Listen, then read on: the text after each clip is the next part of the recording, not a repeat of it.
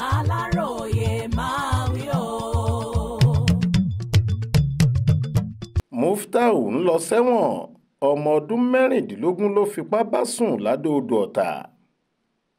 iléeṣẹ́ ọlọ́pàá agbègbè ìgbẹ́sà níjọba ìbílẹ̀ adó-odò ọ̀tà nípínlẹ̀ Ògùn ti mú géńdékùnrin kan ọ̀gbẹ́ni Abdulrasaq Muftau ẹni ọdún mẹ́tàlélógún tí wọ́n fẹ̀sùn kàn pé ó fipá bá ọmọbìnrin ọmọ ọdún mẹ́rìndínlógún kan sùn láìpẹ́ yìí.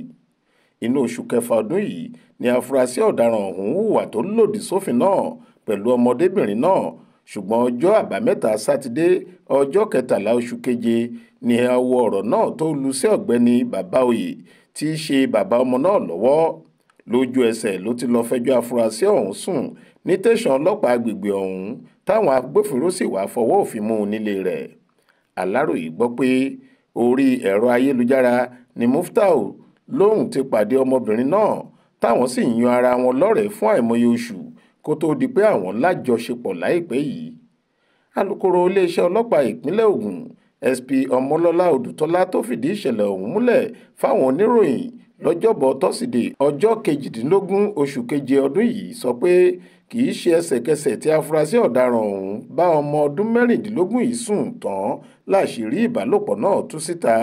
ó ní ó lé lóṣù kan dáadáa lẹ́yìn tó fipá bá a sùn kí Babaoye tí í ṣe bàbá ọmọ náà tó gbọ́ sí i.